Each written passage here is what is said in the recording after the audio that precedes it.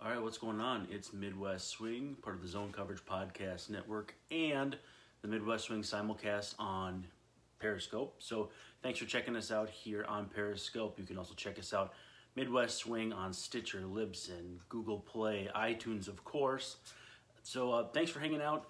First of all, before we get too far into this show, I want to give some love to Pick and Shovelware. You can see I'm representing a Jim Tomei Paul Bunyan shirt tonight.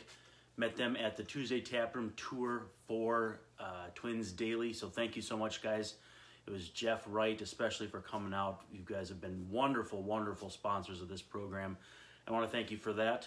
And two, thank you for just being out there and giving out some shirts. If you are going to a Twins game, or if you're just looking for a casual night on the town, check out Pick and Shovelware, pickandshovelware.com.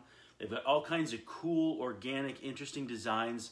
They are screen printed right here in the Twin Cities. So go to pickandshovelware.com. Use the keyword MWS to get 15% off your order. That's pickandshovelware.com. Keyword MWS. All kinds of cool lifestyle wear, whether you're a Twins fan, Wild fan, Vikings fan, Timberwolves even. All kinds of cool designs. So again, pickandshovelware.com, keyword MWS. This is our first Periscope in a while, so again, feel free to send questions. The best way to send them is to send them to me at Brandon_Warren on Twitter. We'll do a little bit of a Q&A here. Obviously, the Twins coming off a really, really brutal loss, 8-4 to the Chicago White Sox tonight. Not only was there about a 2-hour rain delay, but also the Twins just really unraveled at the end. Lance Lynn, a little bit wobbly there into the 6th inning, but it was pretty much a typical Lance Lynn start, like we've grown accustomed to here over the last couple of weeks. Not much more to say than that. The offense, obviously very stagnant. Only one hitter, and that's A-Ray Adrianza. With more than one hit, that's not going to get it done. I did my power rankings on the Twins offense and pitching staff for zone coverage here yesterday. And the fact that A-Ray Adrianza is like probably 5th among the offense in power rankings of the, I believe, 12 position players right now is a pretty bad sign, considering Adrianza is known much more for his defense than his offense. He's been a decent offensive player this year, but he bats 9th for a reason when the lineup is the way it is. Adam Seth Moss, I see you on Twitter asking a Jason Kubel jersey. Yes, if you are watching the Periscope or the replay on YouTube, that is a Jason Kubel game-worn autographed jersey. I was a huge Jason Kubel fan back in like 2006, and so when he blew out his knee, they had game-worn Kubel jerseys for like $300 at the pro shop. I was super enthused about the chances of him being a star. It didn't quite pan out, but he was a pretty good player for a while, so I have no regrets. It's a pretty cool little office conversation piece, I guess you could say. But yeah, so got Jason Kubel that we're wrapping back here. Got the bobbleheads up top. I don't know if you guys can see all those. Some autographed baseballs, all kinds of fun stuff. Obviously, the middle shelf on the bookshelf is the best shelf here in the house. It's got all my my whiskey, my scotch, and that kind of stuff. So we can talk about pretty much anything you guys want to talk about. The Twins need to beat these Chicago White Sox type teams, though. I think that's probably the thing I want to start off with is these are the teams they got to beat. They got to beat Detroit. They got to beat Chicago. That's the biggest, most frustrating thing to this point this year is not taking care of business in the division. Cleveland is obviously going to be tough, but Chicago, Detroit, I don't get it, man. These are teams they should really, really be beating up on. Kansas City too, especially, and it's just been not quite there. And the other problem too is, as much as that's going to benefit the Twins the rest of the way, Cleveland also plays the same schedule as the Twins. So if you're not keeping pace with Cleveland this early in the season, it can be very, very difficult to catch up as the season goes on. So I'm really not convinced right now that the Twins are in a good place as far as getting back to where they need to be. With that said, I don't know. I mean, I really do think that the Twins still are very skilled. I do think that they're a very solid team when everyone's healthy. I don't think we're far from that point. I think Jorge Polanco obviously homering in the game for Fort Myers this evening he's going to be on the right track. Hopefully sooner rather than later, he'll join the team on the road trip, the upcoming road trip. By the way, Zone Coverage, which is to say me, I am going to be on this upcoming road trip. I mean, they're on the road trip now in Chicago. I will be joining them at Wrigley Field starting Saturday. I will cover Saturday and Sunday on the north side of Chicago. Then I will drive to Milwaukee and cover the first 2 games of that set before coming back home to spend the 4th with my family. So it'll be kind of cool to have a couple of games on the road after doing Kansas City at the end of last month. So, again, if you have questions, please feel free to send them to me at Brandon_Warren on Twitter. You can send them in Periscope. The problem is I only see them for a couple seconds and they disappear, which is not helpful to me. It's not helpful to you. My brain does not work that way to remember who asks what, when they asked it, in what context, what I was talking about at the time, so on and so forth. We'll have something up on the flow. If you are not aware yet, I did get a haircut from the Twins barber. His name's Andy Fade. So he cuts not only the Twins players, but their support staff. He does everything for the them as far as haircuts and that sort of thing. And so before me was Max Kepler and it was Robbie Grossman. Both guys homered that night. Then then Andy cut my hair, and then JD Martinez went after. So he does Twins guys, he does visiting guys, he does all kinds of people around the stadium. So I obviously felt very fortunate to get a what he called a fresh cut from him. But the YouTube video is up, Zone Coverage on YouTube. I'm going to write a post from the raw footage, which was about 42 minutes worth of footage, which Andy Carlson, big props to Andy Carlson, chopped down to about a 3-minute video. So we'll get some key information from the longer video that might make for a little bit more fun of a story. But if nothing else, check out the video, Zone Coverage on YouTube, youtube.com, keyword Zone Coverage, and you'll find it on there. You can maybe hear some meowing in the background. I apologize for that, but there are cats in the vicinity. So, back to the questions. I see Matt Liefeld wants to know, why is Matt Belisle still here, and when will Byron Buxton get back? So, two-part question. I don't know about Belisle because he's obviously working very low-leverage spots. He's not going to be trusted by Paul Molitor anytime soon to work anything bigger than what he's been doing so far. And to me, he's just not worthy of a 40-man roster spot right now. And so I think you have to think about DFAing him, going and getting someone like Nick Anderson. You have options down at AAA that you can add to your 40-man if you need to. Go get Tyler Duffy, who's been obviously pitching very well. You have options. And so I really do think that, I don't know, I think you got to go get somebody who's going to give you at least more potential, if nothing else. I just don't think Matt Belisle at 91 miles per hour pitching up in the zone gives you much to look forward to. So give some of the younger guys a chance. Move Matt McGill into maybe a higher leverage role and let someone like Nick Anderson work some higher up innings. The bullpen's got to be fluid, especially when it's not pitching all that well. That was especially the case here. Alan Buznitz got into a little bit of trouble. Not super typical that he throws more than 30 pitches either, but it is what it is. I think it also showed too the difference between AAA and dominating there and coming up to the big leagues, as far as the finer points. I'm not saying that it justified the Twins holding him down, that he didn't pitch all that well tonight, but it kind of comes to show, or it goes to show that there's definitely differences at those levels. Now, with that said, that still means to me that I don't think they really need to concern themselves with Matt Belisle any longer. And he did some great things for the team last year, but they just don't have the luxury of waiting for very long for a guy who's struggling such as he is right now. So honestly, I think they probably got to move on here. I'm expecting we may not see him back in Minneapolis when the team comes back. I'll just say that. But maybe they're taking a longer, more diplomatic plan as far as Matt Belisle is concerned. To the second part of your question, as far as Buxton getting back, it does not sound like his swing is progressing all that well down at Rochester based on some stuff that I've heard. Obviously, we all saw the home run the other night. I don't remember if it was a 3-run homer or what it was, but I just don't think he's as close as people might like. I think Jake Cave right now obviously is not only up to play when Buxton's down, but I think he's auditioning for the fourth outfield spot when Buxton comes back, with the potential that they could designate Robbie Grossman for assignment and move on from him.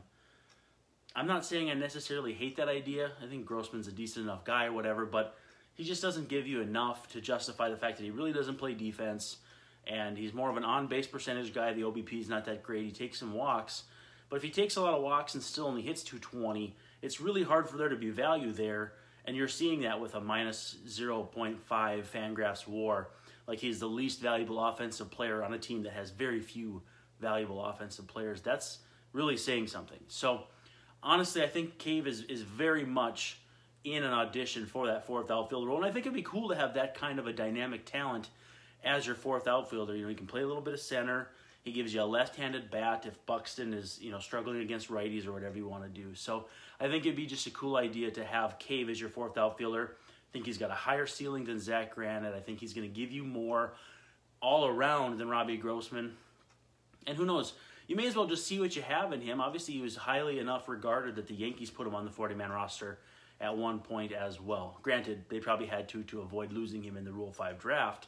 But I really want to see what Cave is capable of. I think he's got a good fluid swing. His splits, both lefties and righties, were pretty even down at Rochester this year. Not a lot of power on the whole, but he was much better after May 1st. I just want to see what he's capable of. And, you know, there's just not really much upside with Robbie Grossman to this point. So I think I would probably be in favor of installing Jake Cave as the fourth outfielder here fairly soon.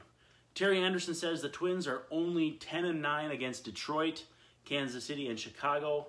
Cleveland is 22-5. So let's see, 12-4. So what does that come out to? 8. I'm trying to do math here on the fly. It's not going well. It's about an 8-game difference, and that's the division right there. So Cleveland is taking care of business against the teams they're supposed to beat. The Twins are not. I don't know how much more easily you can lay it out than that.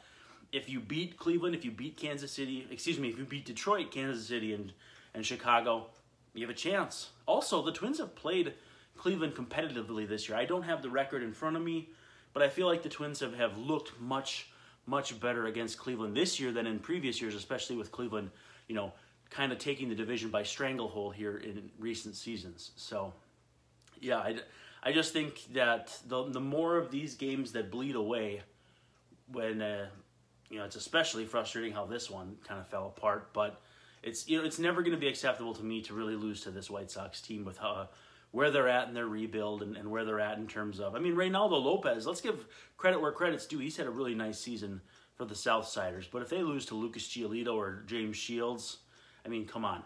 This is a team built to hit right-handed pitching. Granted, all their guys aren't here, but this team should hit right-handed pitching. This team should score runs against really bad pitchers. Giolito's been terrible. I haven't looked at Shields lately, but I don't think he's been great. I think he's been maybe okay. I don't know. I mean, the Cubs are going to be tough. Milwaukee's going to be tough. But what we've seen recently, you know, the Twins went in and beat the Red Sox. Well, I guess not win in. They went into the series, but the series were at Target Field. Took 2 of 3 from the Red Sox, took 2 of 3 from the Indians. So nothing makes sense at this point. It's up is down, cats living with dogs, that sort of thing.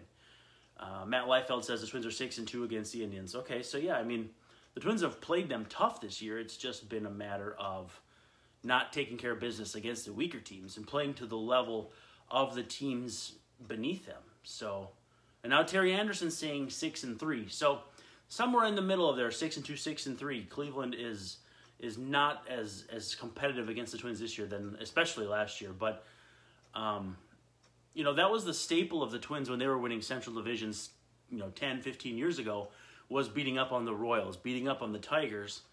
And, I mean, maybe that makes you look a little bit better than you are when you win 95 games and go to the, you know, the division series and take on a tough Yankees team or a tough A's team, tough whatever. You know, you're not fighting those battles all summer long. But at the end of the day, you can only play your schedule. You can only play who's in front of you, and you have to take care of business. And the Twins aren't even doing that. So, I mean, if we were, as a collective group of people, me as a writer, you guys as fans, if there was worry about how the Twins would handle winning possibly 90 games against a weak schedule, the Twins aren't even doing that. And that's what's most problematic to me. Before we move on to the rest of the show, I want to just read something again too. Pick and Shovelware has been a very, very generous supporter of us. PickandShovelware.com. I'm representing the Jim Tomei Paul Bunyan shirt. They gave those out for free tonight at the Twins Taproom Tour from Twins Daily. Fun event put on by John Bonus and friends from Twins Daily. Thank you so much for that at Modest Brewing in downtown Minneapolis. So a fun event, even though the Twins game was rained out. We missed most of the game, but came home, watched a little bit of it, and now we're hanging out with you guys, recapping what ended up being a pretty tough 8-4 loss. But pickandshovelware.com, keyword MWS. Look for these unique Minnesota-based designs printed in Minneapolis.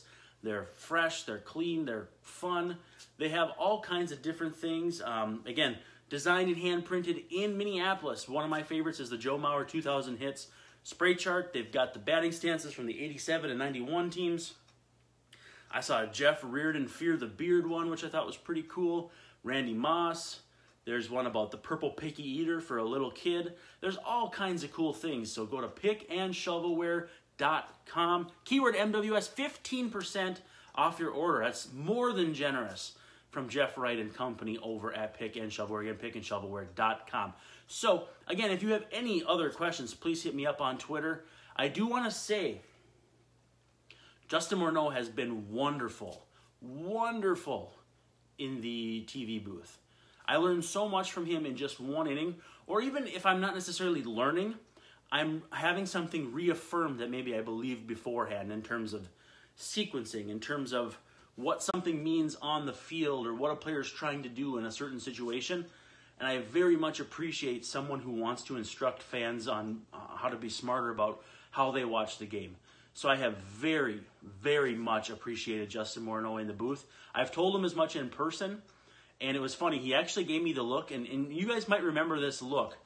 When he would get a strike called on him that he didn't like, back in the day, he'd kind of make this face. And it was like he was surprised that I was praising what he was doing. But I'm like, dude, you're awesome, thank you so much. And he gave me that look, like a look of surprise. So, I don't know, it made me laugh because I remember that look. You know, it's a 1-0 pitch, he takes 3 inches outside, gets called a strike, and he'd kind of make that look.